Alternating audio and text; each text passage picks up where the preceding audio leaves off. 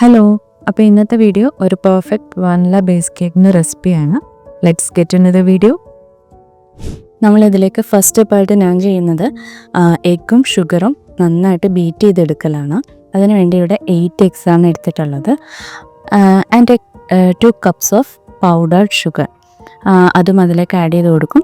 2 teaspoons of vanilla essence and A pinch of salt. ഇത് നമ്മൾ നന്നായിട്ട് ബീറ്റ് ചെയ്യാനായിട്ട് വെക്കുന്നുണ്ട്. പിന്നെ നമ്മളിപ്പം ചെയ്യുന്നതെന്ന് പറഞ്ഞാൽ സെക്കൻഡ് സ്റ്റെപ്പായ ഡ്രൈ ഇൻഗ്രീഡിയൻസിനെല്ലാം സീവ് ചെയ്ത് വെക്കലാണ്.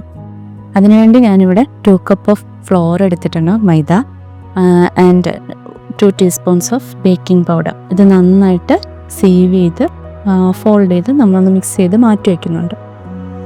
ആ ടൈമിൽ തന്നെ നമുക്ക് ബേക്ക് ചെയ്യാനുള്ള പാൻ സെറ്റാക്കിയും വെക്കുന്നുണ്ട്. അതിനുശേഷം നമ്മുടെ എഗ്ഗും ഷുഗറും നന്നായിട്ട് ബീറ്റായി ഫ്ലഫിയായി വരുമ്പോഴത്തേക്ക് നമുക്കതിലേക്ക് ഒരു 1/4 cup മിൽക്കും പിന്നെ നമ്മൾ മാറ്റി വെച്ചിട്ടുള്ള ഡ്രൈ ഇൻഗ്രീഡിയൻസും നമ്മളിതിലേക്ക് ആഡ് ചെയ്ത് കൊടുക്കുന്നുണ്ട്. അതിനുശേഷം നന്നായിട്ട് ഫോൾഡ് ചെയ്തെടുക്കുകയാണ് ചെയ്യുന്നത്.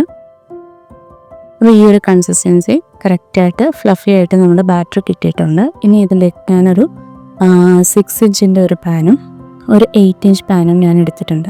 അതിൽ ബട്ടർ പേപ്പറൊക്കെ ഇട്ട് സെറ്റാക്കി വെച്ചിട്ടുണ്ട്. അതിലേക്ക് ഞാൻ ഈ ബാറ്റർ പോർ ചെയ്ത് കൊടുക്കുക.